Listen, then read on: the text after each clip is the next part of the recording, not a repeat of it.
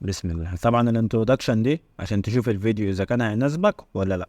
اول حاجه، احنا في الفيديو اللي فات اتكلمنا عن اهم المجالات اللي ممكن تشتغل فيها، وقلنا لو عايزين نتكلم عن مجال معين اكتبه في التعليقات. في كذا تعليق جه على مجال الويب، فالفيديو ده هنتكلم فيه عن مجال الويب. هنبدا بان اقول لك يعني ويب ويعني براوزر، وازاي لما بنعمل سيرش على موقع معين بنقدر نوصل له، وازاي نعمل ويب اصلا، ازاي نعمل موقع ويب من البدايه، وازاي الناس لما تعمل سيرش عنه تلاقيه، سواء كنا هنكتب كود او مش هنكتب كود، ايه الطرق اللي ممكن نعمل بيها ويب. هنشرح مصطلحات من اهم المصطلحات في مجال الويب، فلو انت مش عارف حاجه من دول فاسمع الفيديو.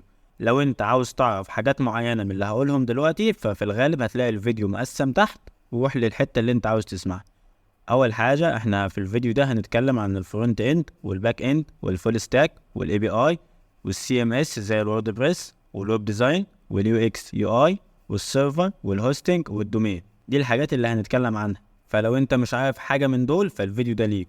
وطبعا بمعرفتك في الحاجات دي فده هيخليك عارف ازاي الموقع من اول ما بنعمله لحد ما بنحطه على السيرفر لحد ما بيبقى موجود على الانترنت والناس تقدر تدخل عليه. اتمنى يكون الفيديو يفيدك، وما تنساش لو محتاج فيديو عن اي حاجة او محتاج حاجة معينة نتكلم عنها او رود ماب او اي حاجة فاكتب لنا في التعليقات وان شاء الله هنعمل لك عنها فيديو كامل. بس كده، خش على الفيديو. طيب بسم الله، تعال بقى نحكي في مجال الويب شوية. اولا الناس اللي ما تعرفش، انا عاوزك تعرف الفرق بين الويب والبراوزر. يعني ايه؟ يعني الموقع والمتصفح. خليني اوريك مثال عملي في الجهاز بتاعي، اوريك حاجه. طيب دلوقتي مثلا على سبيل المثال احنا جينا فتحنا جوجل. السيرش ده، ركز على السيرش اللي احنا بنكتب فيه. احنا كتبنا مثلا يوتيوب فجاب لنا خيارات. اول خيار ده مثلا ده ويب، ده موقع، ده ويب، ده ويب. دول مواقع انت ممكن تدخلهم، ده اسمه ويب وده اسمه ويب وده كمان ويب. كل دول مواقع ويب سايت معمولة عشان انت كيوزر تدخل فيهم عادي. ده بقى اللي انت دورت فيه على الويب ده اسمه البراوزر. ده اللي انت بتعمل سيرش منه، يبقى البراوزر اللي انت بتعمل سيرش منه على الويب. كل دي مواقع ويب. اهو www ده كل ده ويب. يبقى احنا عملنا سيرش على حاجة عشان ندخل على كذا ويب سايت. طيب الكلام اللي احنا شفناه ده حصل ازاي؟ تعال اوريك بالراحه. ده يوزر وقاعد على الجهاز وعاوز يدخل على موقع معين. طبعا احنا عارفين ان النت عباره عن اسلاك متوصله في الميه مغطيه كوكب الارض كله بشبكه الانترنت اللي احنا بنستخدمها. ولو مش عارف الكلام ده فتقدر تكتب لي في التعليقات واحاول اعمل لك فيديو عن ازاي الانترنت بيشتغل. المهم، دلوقتي احنا عندنا مواقع ويب سايت كتير، ملايين الويب سايت، وكل ده طبعا بنقدر نوصل له من خلال النت. طب ازاي؟ دلوقتي المواقع بتاعتنا دي موجودة على حاجة اسمها سيرفر، والسيرفر ده عبارة عن جهاز كمبيوتر ضخم متوصل بشبكة الانترنت اللي هي مغطية الكوكب كله دي، وفي نفس الوقت محطوط عليه المواقع بتاعتنا. المواقع كلها اللي في العالم مش بسيرفر واحد، لا هم أكتر من سيرفر، وأكتر من سيرفر متوصلين بالانترنت، والمواقع متوصلة بالسيرفرات دي، بحيث ان احنا لو بحثنا عن المواقع دي من خلال النت نقدر نوصل لها. طب ايه اللي بيحصل؟ اليوزر بتاعنا ده بيكتب في السيرش مثلا حرف الدي، فيقوم جوجل عامل ايه؟ يبعت ريكوست لكل السيرفرات في نفس الوقت، ويشوف يبحث هو بقى على الموقع بتاعك اللي انت دورت عليه. واول ما يلاقي الموقع اللي اسمه دي يروح يبعته لك انت على الجهاز بتاعك ويعرضه لك. ومش بيعرض لك دي بس، لا ده بيعرض لك اكتر من خيار، بيعرض لك دي ودي واحد ودي اتنين وكل حاجة شبه. جوجل ذكي، ده مش لازم تكتب الاسم بس. طيب دلوقتي انا عايزك تعرف ايه؟ عاوزك تعرف ان ده ويب. الموقع اللي انت بتخش عليه اسمه ويب. حرف الاي او البي او الدي اللي احنا دخلنا له ده الدومين. دومين يعني اسم الموقع، اعرفها كده لحد دلوقتي، وفي اخر الفيديو هعرفها لك اكتر. اما جوجل اللي دخل دور في السيرفرات عشان يجيب لك الموقع بتاعك ده البراوزر. تقول لي استنى، يعني انا ببحث عن الموقع بتاعي بالدومين؟ انت بتبحث بالدومين، بس مش بالدومين بس، جوجل اذكى من كده بشويه. انت لو حطيت كلمه شبه الموقع ممكن يجيبوا لك في الخيارات عادي، هو اذكى من كده. تعال بقى قبل ما اكمل اقول لك معلومه اسرائيليه كده عاوزك تعرفها. احنا عندنا حاجتين ممكن تسمعهم، عاوزك تعرف الفرق بينهم، هم الويب سايت والويب ابلكيشن. يعني ايه ويب سايت ويعني ايه ويب ابلكيشن؟ بص دلوقتي اليوزر اللي بيدخل على الويب سايت، الويب سايت هو بيعرض له بس. يعني ايه؟ يعني دخلت مثلا على موقع بس مش عارف تدوس على زرار، مش عارف تتعامل معاه، مش عارف تعمل لوج ان ولوج اوت، موقع بيعرض لك كلام بس، ده اسمه ويب سايت. اما الويب ابلكيشن لا، الويب ابلكيشن بقى فيه زراير وفيه رسائل وفي مثلا ممكن كاميرا ويب، في حاجات كتير تقدر انت تعمل عليها اكونت وبتتفاعل معاه.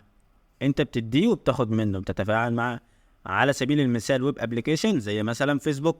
اما مثلا ويب سايت زي ويكيبيديا، لو دخلت على موقع ويكيبيديا فانت ما بتقدرش تعمل عليه اي حاجه. طيب كده عرفنا الفرق بين الويب سايت والويب ابلكيشن. طب احنا دلوقتي عاوز ابرمج موقع، انا عايز انشئ موقع. خلينا نحكي قصه كده ازاي نعمل موقع ويب. من البدايه احنا ما نعرفش اي حاجه، ازاي نعمل موقع ويب؟ بص، اول حاجه عندنا موقع الويب بيتقسم لجزئين، وهما اللي انت بتشوفه واللي انت مش بتشوفه، الفرونت اند والباك اند. يعني لو اليوزر صاحبنا دخل على ويب سايت معين، فبالتالي هو في حاجات بيشوفها في عينه، فاللي بيشوفه في عينه ده اللي انت بتشوفه في الموقع، الزرار، الالوان، الخانات، المربعات، الاشكال، كل ده عباره عن فرونت اند. مبرمج اسمه فرونت اند عامل لك الكلام ده. طب في حاجات بقى باك اند، دي الحاجات اللي انت مش بتشوفها، زي مثلا ان الموقع يفهم انت مسجل دخول عليه ولا لا، عامل باسورد ويشوف الباسورد ده صح ولا غلط، انت تبعنا ولا مش تبعنا، داتابيز معينه للموقع. دي تفاصيل الباك اند، وبنربط بين الاتنين دول بحاجه اسمها اي بي اي. مش فاهم اوي؟ بص، تعال اديك مثال واقعي. دلوقتي ده شخص، والشخص ده عاوز ياكل، فبالتالي هيروح مثلا مطعم. هو دخل المطعم ليه الترابيزات والكراسي والحيطان والمنيو، كل اللي لقاه ده وشافه بعينه ده الفرونت اند. بعد ما قعد وطلب الاكل وده تمام، كل اللي هو شايفه بعينه ده الفرونت اند. هل هو شايف الطباخ اللي جوه؟ لا. هل هو شايف الموارد اللي بيستخدمها الطباخ من جزر وطماطم والكلام ده عشان يعملوا الاكل؟ لا. اللي في المطبخ جوه بقى اللي هو مش شايفه ده الباك اند، هو ما يعرفش الاكل اتحضر ازاي، بس بيجيله الاكل وبياكله. طب ايه اللي بيربط بين الاتنين؟ ايه اللي بيربط بين المطبخ ده وبيربط بين الترابيزات والكراسي والكلام ده؟ هو الويتر. الويتر اللي بيجي يشوفك انت عاوز ايه ويطلبه لك ويجيبه لك من المطبخ. بالظبط الويتر ده زي الاي بي اي، والكراسي والمنيو هم يعتبر الفرونت اند، واللي في المطبخ يعتبر الباك اند. ده مثال بسيط عشان اوضح لك بيه مش اكتر. يبقى احنا كده عندنا وظيفتين في الويب انت ممكن تشتغل فيهم لو حابب تتعلم مجال الويب. اول حاجه وهو فرونت اند ديفلوبر، وده اللي بيعمل الواجهات الاماميه للموقع. وتاني حاجه هو باك اند ديفلوبر، وده اللي بيعمل الواجهات الخلفيه للموقع. في حاجه تاني؟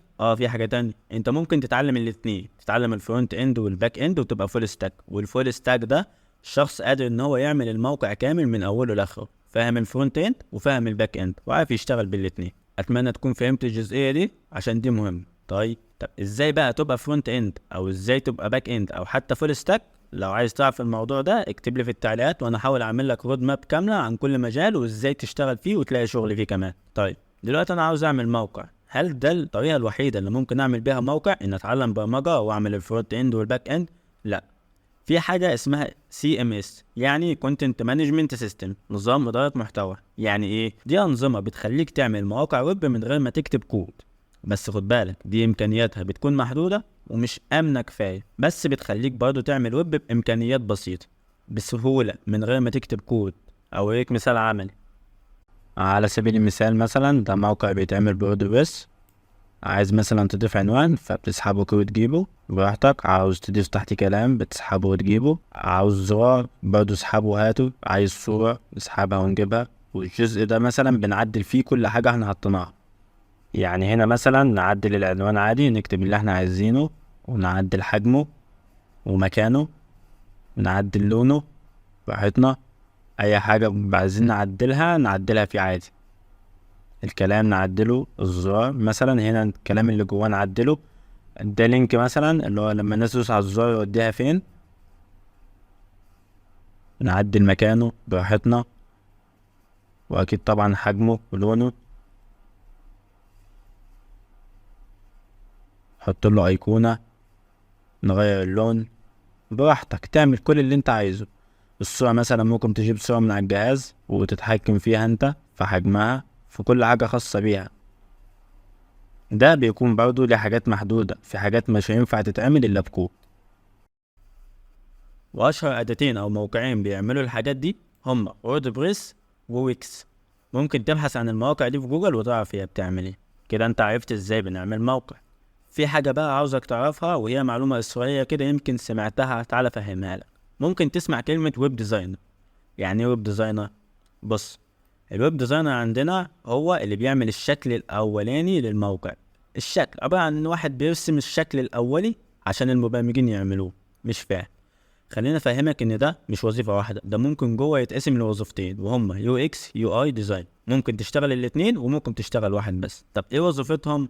بص، انت دخلت موقع ولقيت في الموقع ده مثلا زراير، لقيت فيه مثلا منيو من فوق. يو اكس يعني تجربه المستخدم، اللي بتخليك دلوقتي توصل لكل حاجه في الموقع بسهوله. يحط لك السيرش في مكان معين عشان يبقى سهل عليك، يحط لك الزر في مكان معين.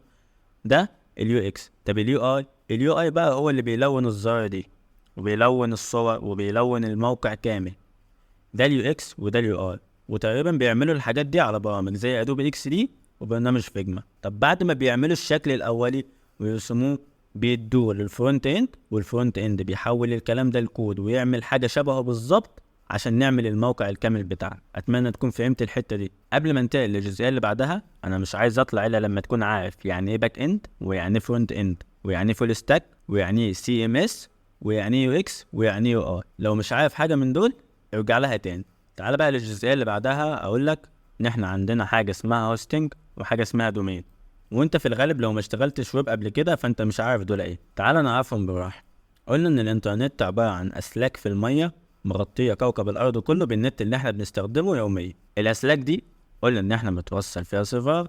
طيب انا دلوقتي عاوز اعمل موقع، انا عايز الموقع اللي انا عملته فوق ده يتحط على النت، بحيث ان اي حد عاوز يوصل للموقع يوصل له عن طريق الانترنت عادي. فهل انا هجيب سيرفر واعمل سيرفر عندي في البيت واخليه يتوصل بالانترنت عشان كل حد يوصل له؟ الموضوع ده هيكون صعب جدا ومكلف جدا. فمش منطقي ان اي حد عاوز يعمل ويب سايت يعمل سيرفر ويصنع سيرفر. فمن هنا بقى طلعت لنا شركات الهوستنج.